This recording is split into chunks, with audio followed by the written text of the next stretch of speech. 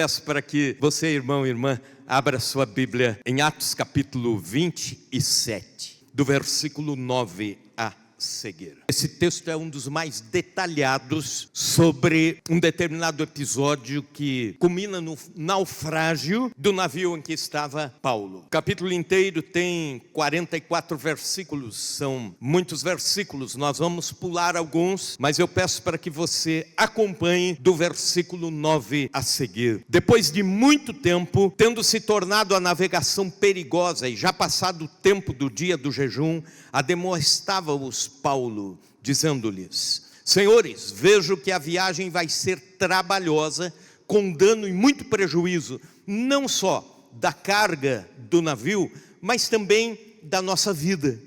Mas o centurião dava mais crédito ao piloto e ao mestre do navio do que ao que Paulo dizia. Não sendo o porto próprio para invernar, a maioria deles era de opinião que partissem dali para ver se podiam chegar a Fenícia e ali passar o inverno, visto ser um porto de Creta, o qual olhava para o nordeste e para o sudeste. Soprando brandamente o vento sul e, pensando eles ter alcançado o que desejavam, levantaram âncora e foram costeando mais de perto a ilha de Creta. Entretanto, não muito depois, desencadeou-se do lado da ilha um tufão de vento chamado Euroaquilão, e sendo o navio arrastado com violência, sem poder resistir ao vento, cessamos a manobra e nos fomos deixando levar. Passando sob a proteção de uma ilhota chamada Cauda, a custo conseguimos recolher o bote. E levantando este, usaram de todos os meios para cingir o navio, e temendo que dessem na Sirte, arriaram os aparelhos e foram ao léu. Açoitados severamente pela tormenta, no dia seguinte já aliviavam o navio. E ao terceiro dia, nós mesmos com as nossas próprias mãos, lançamos ao mar a armação do navio. E não aparecendo, havia já alguns dias, nem sol, nem estrelas, caindo sobre nós grande tempestades, dissipou-se, afinal, toda a esperança de salvamento. Havendo todos estado muito tempo sem comer, Paulo, pondo-se em pé no meio deles, disse: senhores, na verdade era preciso terem atendido e não partir de Creta para evitar este dano e perda. Mas já agora vos aconselho bom ânimo, porque nenhuma vida se perderá de entre vós, mas somente o navio. Porque esta noite um anjo de Deus, de quem eu sou e a quem sirvo, esteve comigo dizendo: Paulo, não temas, é preciso que compareças perante César. E eis que Deus, por sua graça, te deu todos quantos navegam contigo. Porquanto, senhores, tem de bom ânimo, pois eu confio em Deus, que sucederá do modo porque me foi dito. Porém é necessário que vamos dar a uma ilha. Quando chegou a 14ª noite, isto é, 14 dias de temporal, sendo nós abatidos de um lado para o outro no mar Adriático, por volta da meia-noite, pressentiram os marinheiros que se aproximavam de alguma terra, e lançando prumo, acharam 20 braças. Passando um pouco mais adiante, tornaram a lançar o prumo e acharam 15 braças.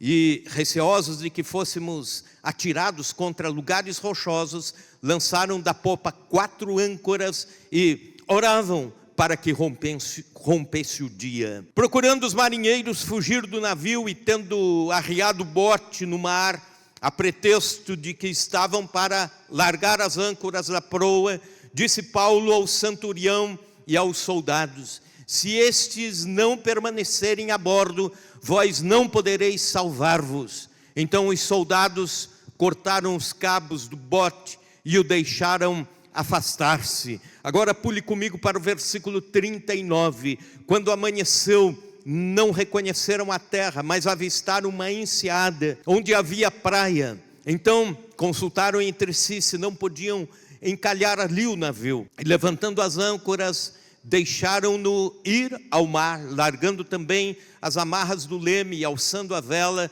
da proa ao vento, dirigiram-se para a praia. Dando, porém, num lugar onde 2 correntes se encontravam, encalharam ali o navio, a proa encravou-se e ficou imóvel, mas a polpa se abria pela violência do mar. O parecer dos soldados era que matassem os presos, para que nenhum deles nadando fugisse. Mas o centurião, querendo salvar a Paulo, impediu-os de o fazer e ordenou que os que soubessem nadar fossem os primeiros a lançar-se ao mar e alcançar a terra. Quanto aos demais, que se salvassem, uns em tábuas, outros em destroços do navio, e foi assim que todos se salvaram em terra. Repita comigo esta última frase: e foi assim que todos se salvaram em terra. Permaneça com sua Bíblia aberta. Eu quero falar com você sobre esse tema, os perigos de não ouvirmos a voz de Deus. O que acontece quando nós não ouvimos a voz de Deus? Deus tem falado de muitas formas aos corações, à igreja, ao povo, à cidade, à nação. Deus tem falado constantemente a todos nós aqui, crentes da IPI de Chapadão do Sul. Acontece que você e eu temos a prerrogativa de ouvirmos Deus ou tamparmos os nossos ouvidos para Deus, quando não ouvimos a voz de Deus. Lembro de ter lido sobre um engenheiro chamado Roger Boisjoli. Ele era responsável por fazer todos os equipamentos, os anéis que vedavam os tanques de combustível e as carcaças das aeronaves produzidas pela NASA, os seladores de juntas.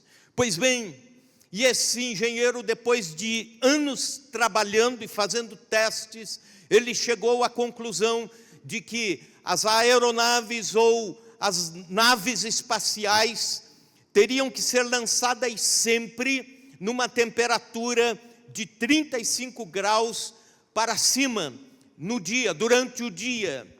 E ele, então, fala sobre isso, faz o seu relatório e dá esse alerta à NASA. No dia 27 de janeiro de 1986, na véspera do lançamento da Chandler, uma aeronave que ia ao espaço, o Departamento de Meteorologia previu que a temperatura estaria baixa. E aí eles, mesmo assim, insistiram em a aeronave ir para o espaço. Pois bem, a empresa deste moço tentou dissuadir a NASA para não lançar essa aeronave. Mas, por pressão, a imprensa avisada, a nação avisada, a aeronave iria no outro dia ao ar, ao espaço. E naquela noite, o engenheiro escreveu em seu diário: eu espero sinceramente que esse lançamento não termine numa catástrofe. Na manhã seguinte, ele assistia ao lançamento em pé, o vento gelado, e estava bem abaixo da temperatura que deveria estar. E ele, por 60 segundos, agradeceu a Deus quando a nave foi e pensou: que bom que deu certo. Mas 13 segundos depois da sua oração, a aeronave explodiu no ar. A missão espacial transformava-se numa catástrofe espacial. Eis uma decisão tomada, eis uma advertência feita, eis uma ação negligente e uma tragédia fatal. Quando nós lemos esse texto de Atos capítulo 27, nós encontramos aqui o apóstolo Paulo indo na sua última viagem para chegar a Roma, já como prisioneiro por causa do Evangelho, e em Roma ele seria julgado, e depois, posteriormente, seria condenado à morte, como de fato foi, seria julgado e, portanto, ia como prisioneiro. Provavelmente outros prisioneiros estavam naquele navio, era um navio mercante, e um militar,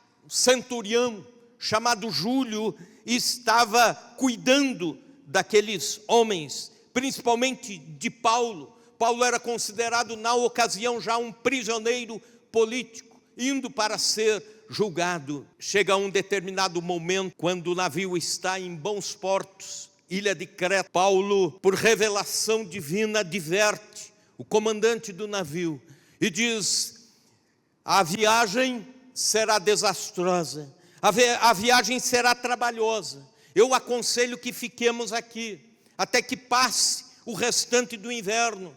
Fiquemos aqui para que não tenhamos prejuízos da carga do navio e das vidas. Mas preferiram deixar de dar ouvidos ao apóstolo Paulo e deram ouvidos ao comandante do navio. E o comandante do navio dizia: nós precisamos ir. Nós precisamos ir porque temos tempo a cumprir e tudo mais. Acontece que eles saem dali e vem um grande temporal, uma grande tempestade, quase morreram, perderam o navio, perderam a carga, só não perderam as suas vidas. E aí eles vão para uma ilha chamada Malta, e lá na ilha Deus opera milagres e salva pessoas e cura pessoas. E em tudo isso, no final, está a mão de Deus e o propósito de Deus.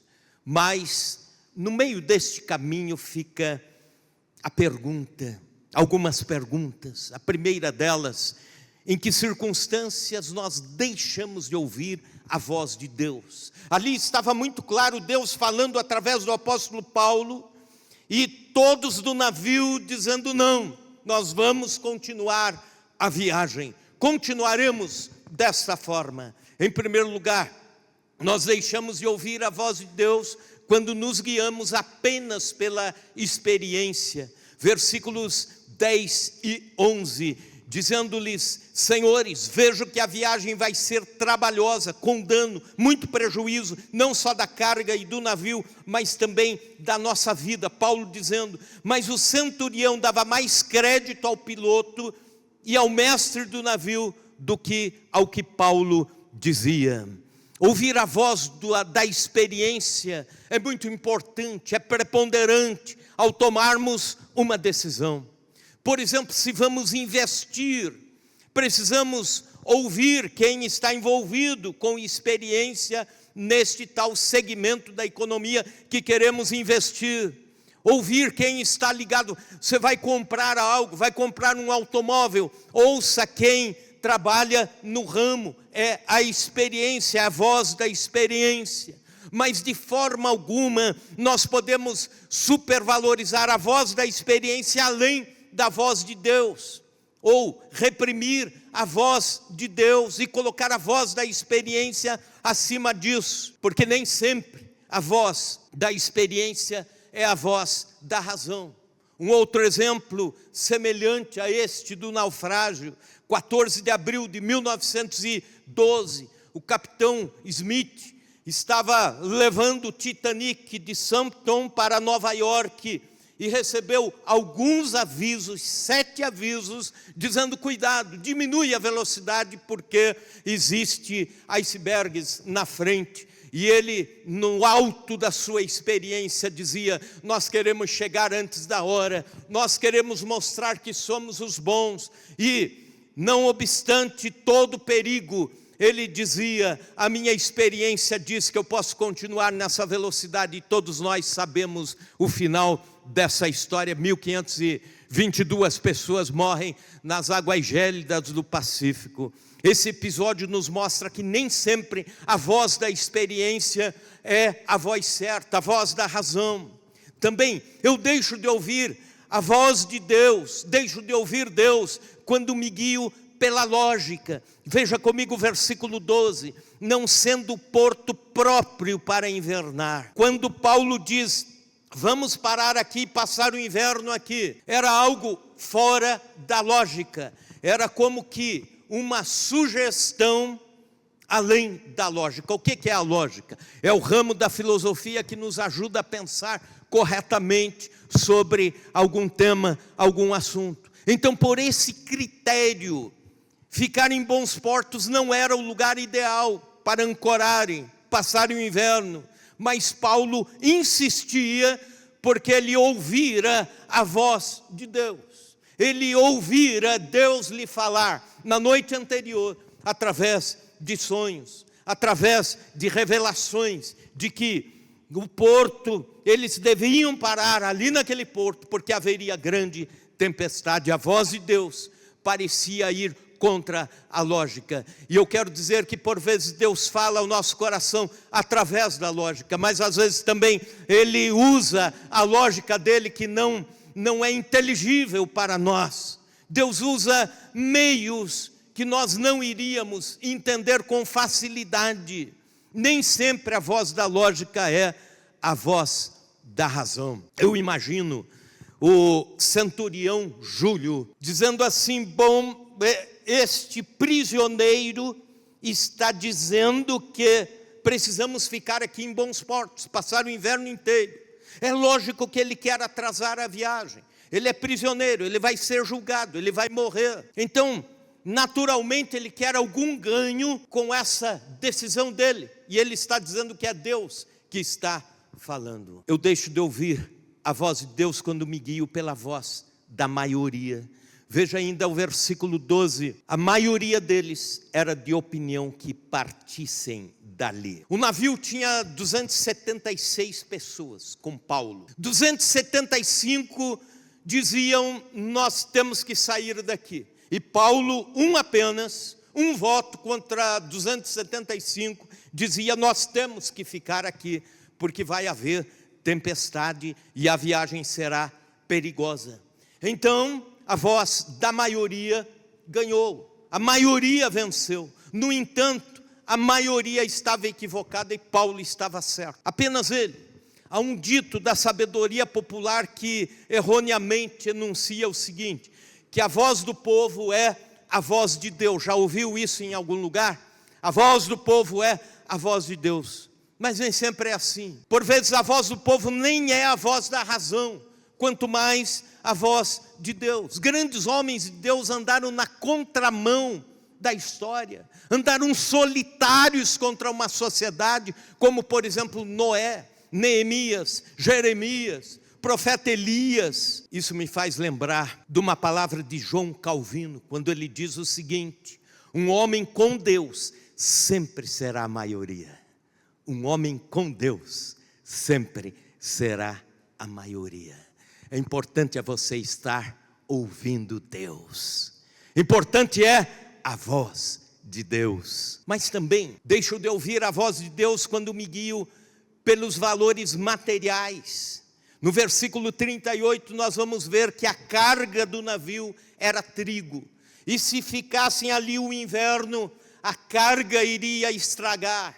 Então, a lógica econômica era: vamos embora daqui para salvar a carga do navio, para que a gente não tenha prejuízo com o trigo que vai estragar. Mais ou menos como os caminhões que levam frios, produtos perecíveis, precisam chegar a algum lugar dentro de algum prazo para que não acumulem prejuízo. E a lógica era mais ou menos essa: vamos salvar a carga, é o bem material.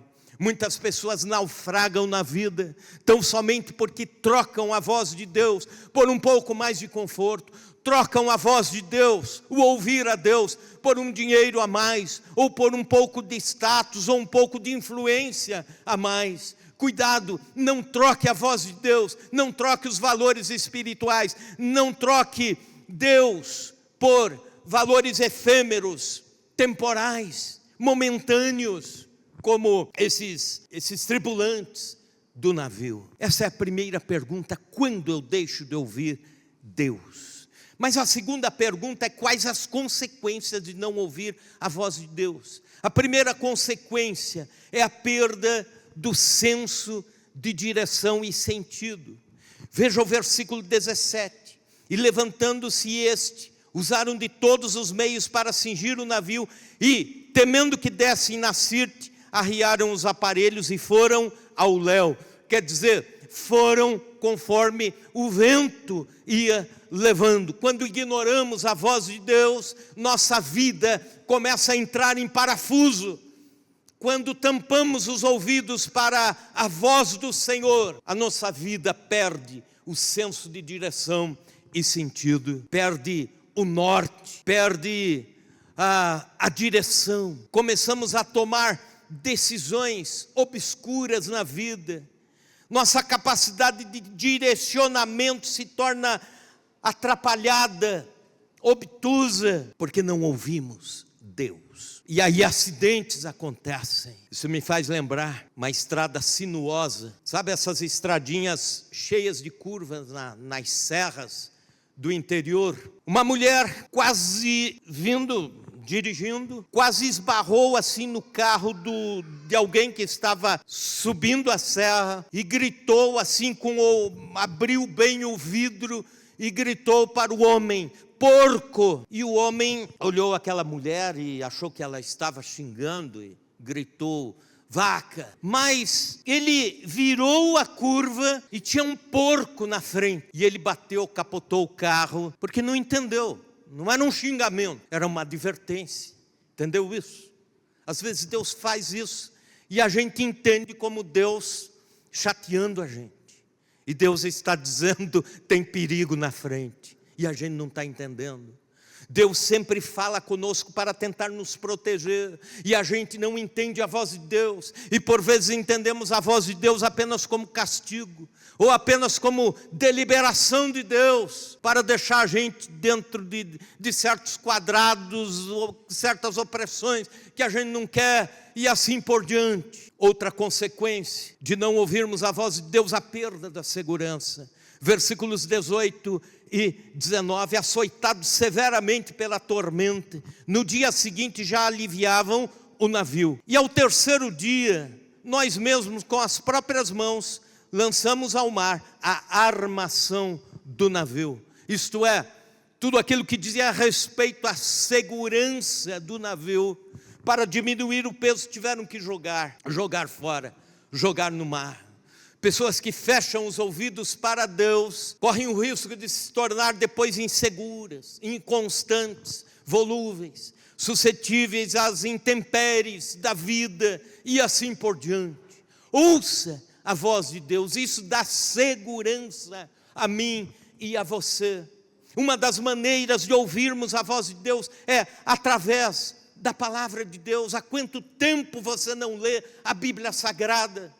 E para muitos, a Bíblia Sagrada está criando pó, e você leva uma vida insegura, porque não tem ouvido Deus falar, através do meio mais natural com que Deus fala com um crente. Outra consequência, a perda da esperança. Veja comigo o versículo 20. E não aparecendo, havia já alguns dias, nem sol nem estrelas, caindo sobre nós grande tempestade, dissipou-se afinal toda a esperança de salvamento. Quando não ouvimos a voz de Deus, podemos chegar ao desespero. Lembra-se de Sansão, juiz sobre Israel, autoridade máxima entre o povo de Deus, mas em dado momento ele parou de ouvir Deus, porque ele já tinha a força, ele já tinha o governo, ele já tinha decisões preparadas, ele já tinha vitórias acumuladas. Lembra-se de Jonas, ou então lembra-se do rei Saul. Da mesma forma, homens que deixaram de ouvir Deus. Lembra-se daquele jovem que foi até Jesus à noite. Deixam de ouvir a voz de Deus e depois entram em desespero. Quem não ouve a voz de Deus perde o senso de direção e sentido, perde a segurança e perde a esperança. Terceira e última pergunta: há caminho de volta para quem não ouviu a voz de Deus e entrou nas tempestades da vida? Essa pergunta talvez você esteja fazendo. Sim, há um caminho de volta. O nosso Deus é o Deus da graça. O nosso Deus é o Deus das novas oportunidades. É o Deus dos recomeços que nós pregamos. Se você está sofrendo as consequências de não ter ouvido a voz de Deus, então preste atenção no que eu vou falar agora. O texto está dizendo o seguinte: que para voltar, para fazer o caminho da volta, para sair do meio da tempestade e dos prejuízos, recobre-se do sentimento de culpa. Pare de se sentir culpado. Você precisa agora começar a olhar para frente. Veja comigo, versículo 21. Havendo todos estado muito tempo sem comer, Paulo, pondo-se em pé no meio deles, disse: Senhores, na verdade era preciso terem-me atendido e não partir de Creta, para evitar esse dano e perda. Mas já agora vos aconselho, bom ânimo. Fizeram tudo errado lá atrás, mas agora tenham bom ânimo. Vamos começar de volta. É o que Paulo está dizendo. Paulo poderia tirar a desforra. Ele poderia dizer assim: viram? Eu bem que avisei. Agora eu vou estar salvo na ilha de Malta e vocês que se virem com prejuízo. Mas não, ele diz: vamos lá, ergue a cabeça de volta. Era necessário que tivessem me ouvido, mas não ouviram. Mas agora não tem problema, vamos recomeçar, tenham bom ânimo. Algumas pessoas reclamam, dizendo: se eu pudesse voltar. Alguns profissionais: se eu não tivesse pedido demissão daquela empresa lá atrás, hoje o quadro seria outro. Ou então o jovem que diz: se eu tivesse dado ouvido aos meus pais, eu não teria casado errado. Ou então: se eu tivesse ido por outro caminho, outra estrada, eu não teria me acidentado. E as pessoas vão acumulando culpas ao longo da vida. E o que Paulo está dizendo, por inspiração divina: tenham bom ânimo, dá para recomeçar sim, a gente pode se salvar sim. E eu creio que essa palavra é para alguém que já passou pelo naufrágio da vida, está perguntando: o que eu devo fazer? Tire as culpas de sobre você, confie na graça do Senhor e tenha bom ânimo. Aleluia. As palavras de Paulo despertam a responsabilidade daquela decisão. Ele não está dizendo que aqueles homens não tiveram a culpa, tiveram sim, mas ele está dizendo: há um caminho de volta, nós podemos consertar tudo isso. Em outras palavras, senhores, a história teria sido outra se tivessem me dado ouvidos. Mas não se aprisionem ao que poderia ter sido. Tenham bom ânimo, porque nós vamos sair dessa. Existem muitas vidas amarradas, aprisionadas ao que poderia ter sido se tivesse feito diferente. Mas não pense assim, senão todos nós vamos carregar aqui um fardo de culpa por decisões erradas que vamos tomando ao longo da vida. E nós confiamos que Deus pode mudar a nossa história, a nossa vida, a partir de uma consciência nova, a partir de uma entrega nova, a partir de uma nova consagração a Deus. Nessa noite, deixe aos pés da cruz os remorsos, as culpas. Creia que Deus tem recomeços para a sua vida. Para voltar, recobre a esperança para uma nova etapa. Mas já agora vos aconselho, bom ânimo, porque nenhuma vida se perderá dentre vós, mas somente o navio. Se você veio a esse templo trazendo consigo o fardo das consequências de não ter ouvido a Deus, saiba que há esperança. Comece a recobrar a perspectiva de recomeço, de agora sim ouvir Deus, agora sim orar antes das decisões, agora sim consultar a palavra de Deus, ouvir Deus falar, aquietar o coração diante de Deus. É o recomeço. Recobre a expectativa de reinícios na presença de Deus. Renove a esperança. Enfim, renove a sua esperança em Deus. Mas também, para voltar, retome a convicção de prioridades no relacionamento seu com Deus. Veja comigo o versículo 23 e preste bastante atenção nessa sequência. Paulo dizendo isso: porque esta mesma noite um anjo de Deus, de quem eu sou e a quem sirvo, esteve comigo. Na noite anterior, no meio da tempestade, das perdas, das inseguranças, Paulo novamente é visitado por Deus, novamente é visitado pelo anjo de Deus. Mas olha o que ele diz, observem a ordem que Paulo usa. Ele diz, o anjo de Deus, de quem eu sou, falando de Deus, de quem eu sou e a quem eu sirvo. Primeiro eu sou do Senhor, depois eu sirvo ao Senhor. Não esqueça dessa ordem. Essa ordem denota uma relação de intimidade de Paulo com Deus. E essa intimidade de Paulo com Deus lhe dá a clara noção de que ele é de Deus, pertence a Deus. Então há um pacto de Deus para com Paulo, uma ligação, uma aliança. Depois o serviço. Sabe por que muitas vezes a gente começa a se enroscar e não consegue mais ouvir Deus? Porque a gente coloca sempre a nossa folha de trabalho para Deus e diz assim, Senhor, está aqui, me socorre aqui porque eu já tenho 26 anos de presbiterato, ou então tenho 35 anos de pastorado, ou então já sou crente há 40 anos e já tenho 20 anos de líder de ministério. Isso tudo me dá um claro direito de que o Senhor tem que me dar os livramentos, e o Senhor tem que falar comigo, e o Senhor tem que me ajudar. Não, Paulo não faz isso. Ele diz, primeiro eu sou de Deus, depois eu sirvo a Deus. Você é de Deus? Você tem intimidade com Deus? Você pode dizer isso que é de Deus, antes de dizer sirvo a Deus ou trabalho para Deus? É por isso que a gente toma decisões erradas. É por isso que tem muito pastor que acumula sobre si trabalho e cargos e mais fardos e mais agendas e tudo mais. E não consegue mais ouvir Deus.